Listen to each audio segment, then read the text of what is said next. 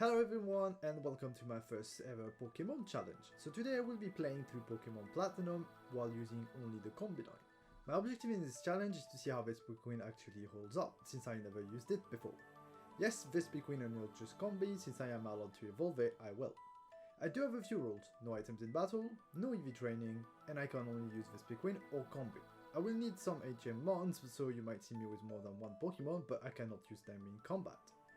Quick disclaimer, I will use speed up and rare candies for the sake of time. Since I plan on doing a few of these challenges, I will rate the run on a few criteria on a point-based system. If I can't pass the league at level 100, then the challenge is failed. Beating the game without cheese strats, reflect and minimize being the principal ones, grants 1 point.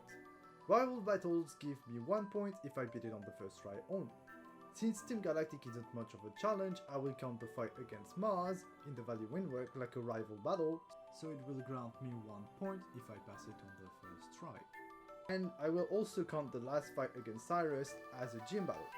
For gym battles I can get up to 3 points, first try grants 3 points, no level ups grants 2 points, and beating it within full level of the first tries grants me 1 point. Pokemon Link it will be a little different. I get 5 points if I beat it on the first attempt, and I get 1 point for each fight I win without restarting the entire run. With these rules, there is a total of 44 obtainable points. Since I read the script as I go, let me know how many points you think I will get. Without further ado, let's start. So, for this challenge I replaced Touch Weight with Combi so that my rival gets infinite later on, for some added difficulty. Since I want to get a Vespiqueen, I need to reset in order to have a female Combi since male cannot evolve. This takes a while since I only have a 12% chance of having a female. For information, here are the stat of Combi. They aren't great, but thankfully I can evolve into Vespiqueen at level 21, which is much better.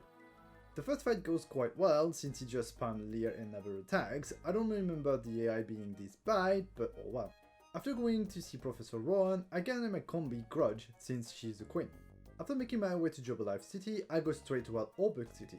And I do mean straight since I forgot about the rival battle on the way there and forgot to heal. So I start the battle with only 8 HP, but thankfully Starly and Chimchar don't have any stat moves yet, and I get quite lucky. Starly doesn't attack me and forces to do Ghost, and thanks to the KO, I level up, which allows me to take a scratch from Chimchar and snatch the win. There was a close call, but I'll take it.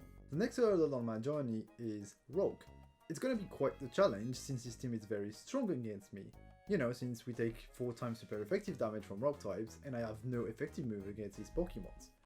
Unfortunately, I was quite right and I do hit a wall quite literally since at the level cap of 14 I cannot get past him since I get one shot by a rock throw from Geodude, not to mention that I can't damage it. So I have to level up a bit. I try again at level 16 and 18, but it doesn't change anything. So I decide to push to level 21 and evolve into Vespiqueen. With my newly evolved Queen Bee, I can easily deal with Rock's team with my newly learned Power Gem. Gotta say, the extra bolt and having 70 base power special move helps a lot. With this win, we get the first batch of the journey. We now have to head back to Jubilife City, where we see the Professor and Don getting harassed by some weirdos, so we decide to shoot them away with 2 Gem Power. On our way out of Floramaton, I stopped at the Windworks, but the Team Galactic goon is guarding the door, so I wipe the floor with his Glameow, but he locks himself in. We learned that some goons went to bother a beekeeper in the floral field, so obviously we can't let it slide, and we go teach them a lesson. Again, they're not much for Grudge, and I managed to win with a couple of Power Gems. I'm gonna be honest, I don't think we will struggle for a while. Even Mars's Burgley, which is a well-known wall, shouldn't be too hard. Speaking of which, Mars is next on the list. She leads with a Zubat, which was to a single Power Gem. Next come her infamous Perigly.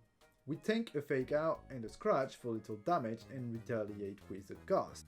She uses a Feint attack and I use a Bug Bite since I know she has a Hello Berry. She is left with a sliver of health. Next turn we tank another Feint attack for 6 HP and finish off the ugly cat with the last Bug Bite. As expected, Mars wasn't much of a challenge. With this dealt with, on we go toward Eternal City. On the way there I'm reminded on how weak to Rock-type Grudge is and I almost get KO'd by random trainers with Geodude. After that unfortunate incident, we get ready to challenge Gardenia. This is gonna be an easy fight. We learn one of the 3 signature moves of Vespiqueen. Heal Order, which can heal up to 50% HP. Technically we should have access to Defend Order as well, but we will need the move Relearner to get it. With this, let's start the fight. As expected, Turtwig and Cherrim fall to a single bug bite, though we do take some cheap damage from Cherrim, not that it matters since Roserade takes over 50% damage from a single bug bite and we steal our berry. She retaliates with a magical leaf but falls to a second bug bite, which grants us the win. As expected, this was rather easy. In order to progress, I need a bike, so off we go to the Team Galactic base where we encounter Cynthia. She gives us a TM card but doesn't want to help even more than that, despite the fact that Team Galactic is kidnapping Pokemons. Anyways, after remembering the way, I get to Jupiter without fighting a single goon.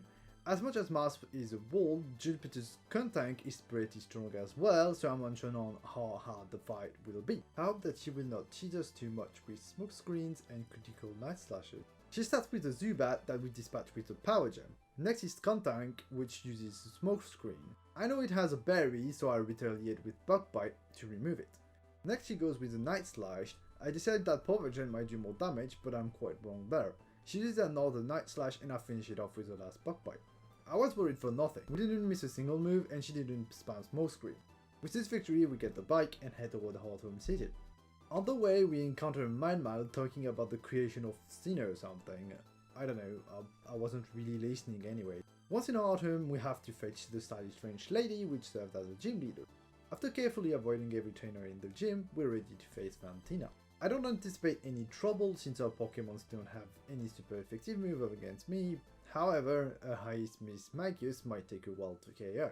First is Duskull, which falls to a Bug Bite and 2 Power Gem. Next is our ace Miss Magius. I take a Shadow Ball and use a Bug Bite to steal a berry. She uses a Shadow Ball and I use Power Gem.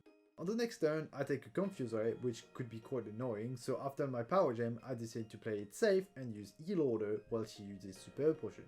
After that, we exchange Power Gems and Shadow Balls, while healing whenever I was getting a bit too low. After some turn, I managed to get the KO, but she did manage to confuse me before going down. Last is our Hunter. We try to use Power Gem but get confused and hit by a weak Sucker Punch. On the next turn we get hit by a Hypnosis, but we manage to wake up on the next turn after taking a Shadow Claw and retaliate with a Power Gem that does over 50% damage to Hunter. I want to play it safe and use Heal Order on a miss from Hypnosis. Hunter goes for another Hypnosis, which again misses, and we get the KO with the last Power Gem. Honestly, we did get lucky with the misses, but I don't think it would have mattered anyways, unless I stayed asleep for 5 turns in a row. With this victory in hand, we receive the third badge. My rival is waiting for me at the exit of Hearthome, and this time I actually lose the first attempt.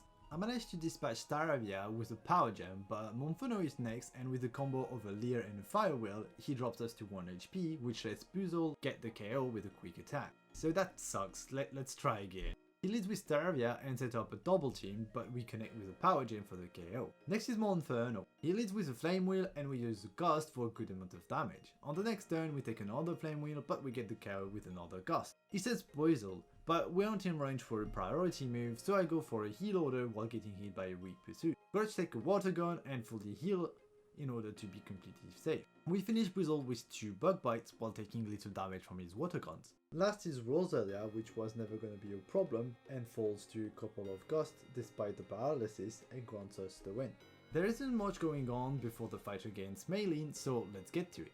We reach our level 38 and we're armed with a new move in the form of Attack Order, which is a 90 base powered physical bug type move. Since we have access to Gust and Heal Order, I don't see how she could even threaten the KO, so I'm pretty confident going in. First is a Meditate, which goes down to a single Attack Order. Next is a Matchup. We launch a Gust for good damage and he misses a Rock Tomb. We get the KO with a Gust on the next turn. Last comes our ace, Lucario. I don't have any effective moves to deal with it, but thanks to Heal Order we can sustain the damage from his Metal Claw and chip away with Gust until we KO. And with this rather easy battle, we get the 4th Gym Badge. The only thing of note before the next rival fight is that we found Aerial Ace on the way to Pastoria and teach it to Grudge. Thanks to that, I don't think Monferno will be able to even touch Grudge in the next rival fight. Speaking of which, it's rival time. First comes Staravia, which falls to a Power Gem yet again while hitting us with a Wing Attack. Next comes Monferno, which still outspeed and connect with Flame Wheel, which also burns, but we retaliate with a critical Aerial Ace for the KO. Brizzle and Rosalia are next, but they really can't touch Grudge anyways, so a couple of Attack Order and some Heal Order here and there grants us the win. The burn was quite annoying, but ultimately it only delayed the inevitable. Crasher is next on the list, and I'm not that confident about this fight. His ace has access to Ice Fang, and his Quagsire will spam Nyan every chance he gets. And I was right, we get absolutely demolished at level 41. Gyarados is 3-shot with Power Gem, and his Floatzel just destroys me with Ice Fang. So I decide to try again at level 44. I still can't pass it easily, but if I don't get frozen a lot, it might be possible.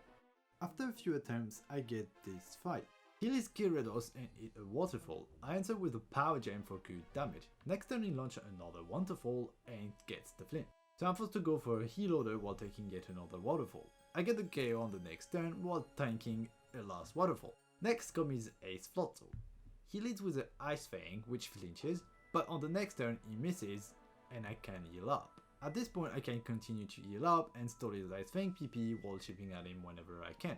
Despite the phrase crits and flinches we have to endure, he eventually runs out of Ice Fangs, and with a timely thought we can heal back up and eventually get the KO with an attack order. Last comes Quagsire.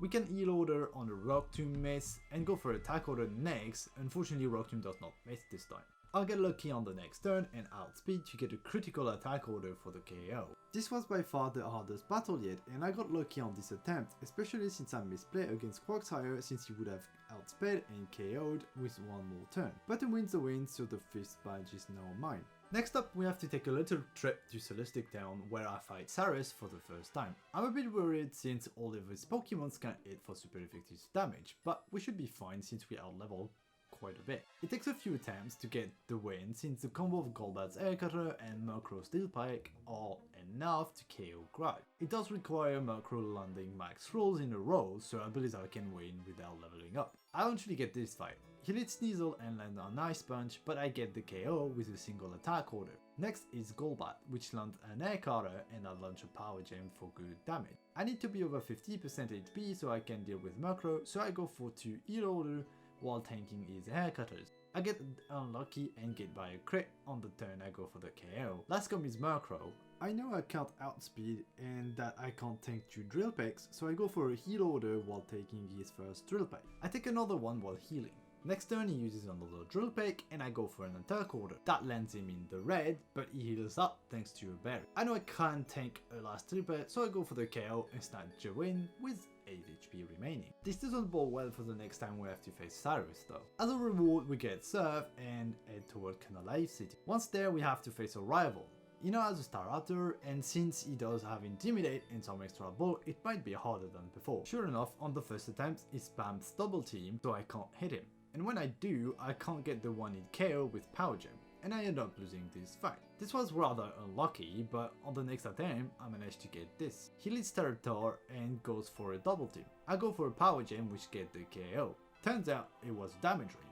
Next comes Infinite, which hits a Flame Wheel and I answer with a strong Aerialate. Once again he goes for Flame Wheel and I get the KO with Aerialate. He then sends his newest member, Heracross. I know he has Aerialate, so I heal while tanking it easily. In order to prevent a crit KO, I go for another heal. On the next turn we exchange Aerial Aces, but mine crits for the KO. Floatzel is next. I anticipate a Ice Fang spam, so I go for a heal order, but he uses Aqua Jet 3 times while I use a attack order twice to KO. I should have checked the moveset beforehand because he doesn't have Ice Fang. Last comes his Roserade. She goes for a Toxic Spike twice while I get the KO with a couple of attack orders. And with this wins the battle. Double Team is such a pain of a move, and the Intimidate doesn't help since most of my moves are physical. So before we talk about Byron, I wanna shout out this random trainer in the gym. This guy has 2 Steelix and at level 49 I cannot pass him. I already knew that Byron was gonna be a problem, but I wasn't anticipating I would be ruled by a trainer. So it's time to review my strat and moveset. For this I go to the casino to get my hidden power checked out, and it's Rock type. Well, here goes my first plan. I have to study carefully the available moves that I could learn, and I come to a conclusion that there is nothing that would allow me to breeze through the gym. Eventually, I thought that if I could set up Defend Order, I could safely chip away at his stealing. But it doesn't work. Those worms have Screech and aren't afraid to spam it, so Brute Force it is. Eventually, at level 55, with some incredible RNG, I managed to win. That was horrible, and I kind of dread the Byron fight now. However, I believe I can indeed set up on his Magneton and slowly chip away at his team. And I was wrong. So wrong. I can't set up easily on Magneton since he has Metal Sound and T-Bolt. And if I get to Bastiodon, it can one-shot with a Stone Edge if I don't have at least +1 in defense. After a few attempts, I realized that the only way I can KO Bastiodon is if I can stall him out of PvPs. But if I do that, I can't KO Steelix. So after some cuts, I decide to get the Insect Plate for an extra 20% on my attack order. After all this, and another buttload of items, I finally get a good fight. He hit Magneton and I go for an attack order. He replicates with a Thunderbolt. Next turn we do the same and takes another Thunderbolt. I know he's gonna go for an Hyper Potion, so I go for a heal on myself. I then risk a Defend Order on his T-Bolt. Next I heal up and take another Thunderbolt. But now, unless he crits, he can't get the KO. So I go for some attack orders and heal when I need, and eventually get the KO. Next comes Bastiodon. I won't do a play-by-play for this since it takes 2 minutes and a half with speed up to get the KO. Though the idea here is to stall him out and let Struggle get the KO. The reason I do this is that once he goes through the PB for Stone Edge, we're out as a stalemate where we can KO each other since he has a monstrous defense stat and will go for +6 with Iron Defense. I do have to be somewhat smart about it since I need some PP on attack order for Steelix. Eventually the old fossil falls to recoil and we are left with 6 PP on attack order. Last comes Steelix and this is where the Insect Plate comes in clutch. I go for an attack order which crits while he set up the Sandstorm. I continue with attack order since I don't have a choice while tanking an Ice Fang which does total damage since I'm at +6 defense by now. I'll spare you the rest since there is no way he can KO me and we end up getting the KO with 2 more attack orders with the last one being a crit. Honestly, I'm pretty sure the crit didn't matter since I still had 2 PP left and enough HP to use Struggle for a couple of turns. And with this, we finally get it, the 6 badge. This was an incredibly tough fight and I think it might not get easier as we continue. Before we can progress on the journey, I am summoned by Professor Roar. But first I have to take a quick cruise to Iron Island in order to get the ancient strength, and after the cruise we join the Professor. Turns out he just wanted to have tea, but we get interrupted by a massive explosion. And I do mean massive, the bomb went off at Lake Valor, which on the other side of the region, and we felt it. My rival Dawn and I are dispatched to different lakes to investigate. So to Lake Valor I go. Once there, I see that Team Galactic was behind the explosion and engage their commander in battle. Saturn isn't a threat to me, and after a few defend order, I dispatch a Scrobite, Bundle a Toxicroak easily. Next we have to check on Dawn at Lake Verity. Sure enough, once I get there, Dawn lost to Mars, but she isn't a match for me either. I go for the same strat and set up to defend order before attacking, and our entire team falls to my attack orders. I now have to make my way to Snowbound City for the 7th gym badge and get access to Lake Acuity. I don't waste much time and go straight for Candace. She leads Sneasel. I set up for defend order while it does some cheap damage. She never added damage to KO on the first plate, so once I'm set up, I go for a heal order and KO Sneasel on the next turn. She goes with our ace Frostlock. She goes for a double team as I hit it with a weak attack order. Next turn I tank a Blizzard while going for the KO with Aerial Ace that cannot miss. Next is Abomasnow. He falls to 2 Aerial Ace while going for a Wood Hammer. I don't understand why he didn't go for Avalanche, but it wouldn't have changed anything anyways. Last is Piloswine, which falls to 3 attack orders since she used a Hyper Potion and missed a Stone Edge. And that was it. A very easy 7th gym badge. I'm pretty confident in my strategy since as long as I can set up my defend order and not be faced by another massive defensive wall, I can win every fight. Now start the Team Galactic part of the game where we have to chase them from their HQ to the end of the Distortion World. There is nothing of note before Cyrus. I go with my setup strat, but I get frozen and lose the first attempt and the second to a crit. But as they say, the time's a charm. He leads Sneasel. I go for 2 defend order while taking Ice Punches. On the 3rd turn, I go for the KO. Next comes Crobat. He goes for an Air Cutter while I heal up. We go back and forth with aerial aces and heal orders while he uses air cutters and an Hyper Potion. Eventually, I get the KO. Last is Onchkrow. I outspeed him and get the KO with 2 attack orders while he goes for a Nightshade. The axe made this fight harder than it should have been, but the next fight against Cyrus will definitely be harder than this one. It is not time for a hike. We go all the way to Spear Pillars. Once there we have a 2v2 battle with our rival versus the commanders. This fight is usually pretty easy and our rival is pretty much useless, but this time I have to let his Tarator close the fight after getting poisoned against the Crobat. It's high time we end Team Galactic, and thus once I go through the Distortion World, it's time to face Cyrus one last time. As expected, this is a lot harder. He now has a full team and his Crobat and Houndooms knows Toxic and Will-O-Wisp respectively. Because of this, I can't set up on Houndoom, and if I get hit by either move, I can't win. One solution would have been to use berries, but I made a mistake and forgot to pick any up. Bigger mistake I suppose, so I have two options left: level up until I pass it, or try again and again until I get some more good RNG. Since I'm pretty sure it's a RNG situation, I think we can pass it without leveling up. So I go for the latter option. Eventually, after many tries, I get this fight. He leads with Houndoom.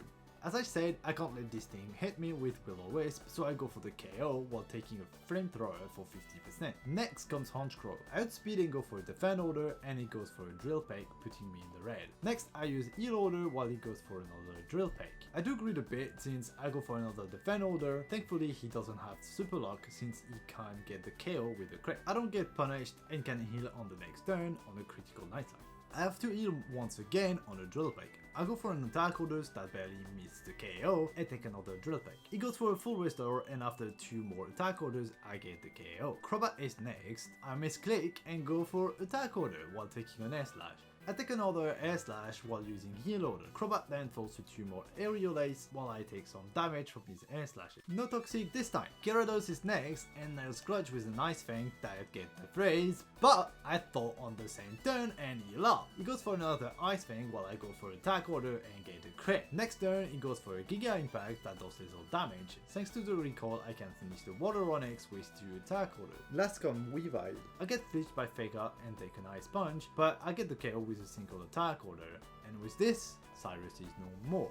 I still have to deal with Giratina, so I exhaust the Battle of Valor and run away. With that Death Wheels, we can head towards Sunny Shore City for the last battle. Faulkner doesn't worry me at all. None of his Pokemons know Thunderbolt or Thunder, and his Jolteon should be pretty safe to set up, even though I will get hit by a Thunder Wave. Well, that's the plan anyway, but I lose the first attempt to critical charge beam after he gets a special attack boost.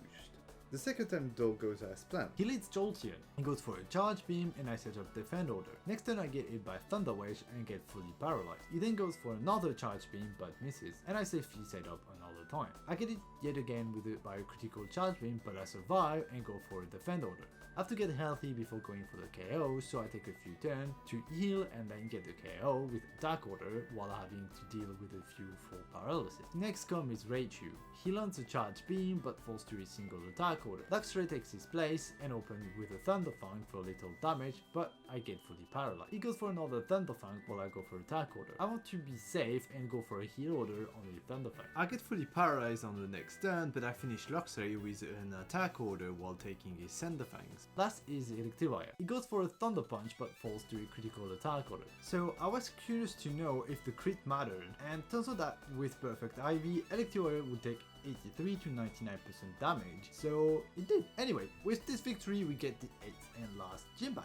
We are slowly arriving at the end of the run, and thus I need to find my rival for one last time. He leads with Staraptor, and I set up 2 Defend Order, heal up, and go for the KO. Next is Infinite. He goes for a Flamethrower while I heal. Once again he uses Flamethrower and I go for a strong Aerial Ace. I go for the KO on the next turn, but Grudge is left with 10 HP, and this might be it for this attempt. But we survive an Aqua Jet from Floatzel and can use Heal Order, head again on a miss and then launch a strong attack order on his Ice Fang and get the KO on the next turn. Heracross falls, but I'm faster and go for an Aerial Ace for the OKO. Snorlax is next. He's very bulky, but I can easily get the KO with 4 attack orders, with the last one being a crit while he's asleep. Roserade is last, and we can easily dispatch her with one last Aerial Ace, and this puts an end to the fights against our rival. Next on the agenda is the Elite Four and Cynthia. Aside from Cynthia, I'm quite worried about Flint and his fire types. I'm pretty sure that if I have to level up, it will be because of him. First up is Aeron and his Insect. He leads the Yanmega. As usual, I go for 2 Defend Order, while Yanmega set up Double Team and hit a weak Air Slash. Once I'm set up, I go for the KO, which takes 2 turns since he uses a full restore and my second Aerial Ace crits. The only mirror match of the run is next, but his Queen Bee falls to mine into Aerial Ace. His Ace Trapians follow. He goes for a cross poison and I hit an attack order for some good damage. I'm afraid of a critical Ice Fang, so I heal up before going for the KO. But he survives with a sliver and finally falls the next turn. Heracross is next and he lands a critical Stone Edge while I OKO with Aerial Ace. Last is Scissor. He can't really hurt me, so after I heal up, I go for some attack orders and he eventually falls and grants me the win. No surprises for this fight, so on to the next. Bertha and her ground types are next, and I get unlucky. I know she has a lot of rock type moves, so I use a Wish Cast to set up, but unfortunately I end up going down to critical Rock Breaker from her right period. But the next attempt goes as planned. Once again I set on defend orders on Wish Cash. To be safe I go for the +6 before going for the KO. I managed to put it very low after a full restore, but Bertha switches her Gliscor. He takes an attack order as he comes in. Next turn he goes for Ice Fang and I hit him with Aerial Ace. I then get flinched by Fire Fang and a Thunder Fang. He eventually falls to another 2 Aerial Ace. Next is Golem. He can't really hit me with his moveset, so I can heal safely. He then falls to 2 auto attack while I hitting a weak fire point. Her Ace Right Periods follows. I hit him with an attack order while he misses a Mega Horn. I go for another attack order on the strong Rock Wrecker. Seeing this much damage while I'm +6 is kinda crazy. It forces me to heal since I don't think I can KO with a single attack order. I take another Rock Wrecker and I can then finish him with the last critical attack order on his recharge turn. Wish Cash comes back and falls in a single turn. Apollon is next. I need 3 turns to KO him since Bertha used a full restore on the second turn. And with this, Bertha is no more. I was anticipating some setback against her, but her hyper damage was really surprising. Now it's time for Flint. And this was hard, like insanely so. This fight was by far the hardest of the run. I didn't count how many attempts it took, but what I can tell you is that it took me 30 minutes straight of attempts to get the win. With speed up. You see, I have the same problem as with the Cyrus fight. I can't win if I get burnt or poisoned. On top of that, Houndoom and Flareon are stand first and second every time, and I need to set up on one of them. I first tried to set up on Flareon since Houndoom hits very hard, but I quickly see that I can't since she has Will-O-Wisp. So Houndoom is my only decent way to set up, and I have to get to +6 in order to tank Sun Boosted Flare Blitz and Flamethrower from the rest of his team. And I have to not get burnt or poisoned while doing so. Thankfully I learned from my earlier mistakes against Iris and stocked on berries, so I can exchange the Insect Plate for a Lump Berry, and it will stay my hell item for the rest of the run. After so many attempts, I finally get this fight. He leads Houndoom and thus the setup game begins. I do have to be very careful not to fall in range of a KO while using my defense order, so it is many turns of taking hits and healing up until I reach +5. Eventually I get there and get the KO with a critical attack order. I was hoping to reach +6 on the next turn while he used a full restore, but it should be okay nonetheless. With that done, Flareon is next. She goes for the Sun Boosted Overhit for some good damage while I go for a first Aerial Ace. I take another Overhit and KO with one last Aerial Ace. Next is Rapidash. It goes for a bounce, but I anticipated that and went for a heal order. I know she won't do much damage, so I set up my last defend order to get the +6. She goes for a Flare Blade and I hit an Aerial Ace. She set up Sunny Days before going down. The Ace Magmortar is next. I take a Flamethrower and retaliate with Aerial Ace for 50% of his HP, but he heals up with a berry. So I have to take another Flamethrower which burns me, but my Lump Berry activates and I get him in KO range with Aerial Ace. I have to heal on his Flamethrower and I get the KO on the next turn, but unfortunately I get burned by his Flame Body. Last is Infernape. Because of the burn, I need to heal twice before attacking. Once I'm fully healed, I get the KO with 2 Aerial Aces and some help from the Feral Blitz recoil. And finally gets the win. I'm gonna be honest, this fight really made me consider having to leave and level up, but I'm glad I didn't. The last member of the Elite Four is Lucian. Its psychic type aren't even close to strong enough to threaten the Queen, so I won't even do a play-by-play. I set up on Mr. Mine while he goes for the screens and some T-Balls. I still have a Lump Berry, so I'm not worried about the paralysis. Once I set up, I KO with a single attack order. Next is Gallade. He has Stone Edge, which forces me to heal, but he falls to a couple of Aerial Aces. Espion is next. It's faster, but falls to a single attack order. Broadzong tries to set up Calm Minds, but he can't withstand 2 attack orders and falls. Last is Alakazam, which is OKO by a last attack order. This was a rather underwhelming fight, but with this victory, the Elite Four is no more. Cynthia is last, and what a team she has. I think everyone that played this game as a kid will remember how crazy strong her team is and how iconic of a champion she is. And I mean, her theme is absolutely awesome. But I'm prepared, so let's jump in. A Spiritomb is first, but he can't touch me, so 2+6 we go. I'm ready and fully healed, I can go for 2 attack orders for the KO. Next is Togekiss, which is really bulky, so after exchanging aerial aces and air slashes, Cynthia goes for a full restore and I go for a heal order anticipating it. We keep exchanging moves, but eventually after a heal order and the last aerial ace, he falls. My low take is next. She goes for an ice beam while I heal. He goes for another one and I hit her with attack order for over 50% HP. I get the KO on the next turn and never got frozen. Very nice. Lucario takes her place. He uses a Stone Age while I go for an aerial ace. We repeat the previous turn, Cynthia heals and I also go for a heal order. He goes for a strong Stone Age but I get a crit with my aerial ace. So after he goes for a weak Shadow Ball, I get the KO. A Race Garchomp comes next. I decide to heal on a Flamethrower. Once again, it's an exchange of moves, she goes for Flamethrower and I go for attack order. After a full restore and another couple of turns, I manage to get the KO on the launcher. Last comes Rose Raid, which goes for a Toxic while I heal, my Lumberry activates and I can go for the last aerial ace of the run. And thus, with this victory, we end the Pokemon League and also the run. I wasn't sure that I could beat this challenge, let alone before level 80, since bug types are notoriously weak, and I always thought that Vespiqueen was actually a very bad Pokemon. It goes to show that assuming anything is pretty terrible.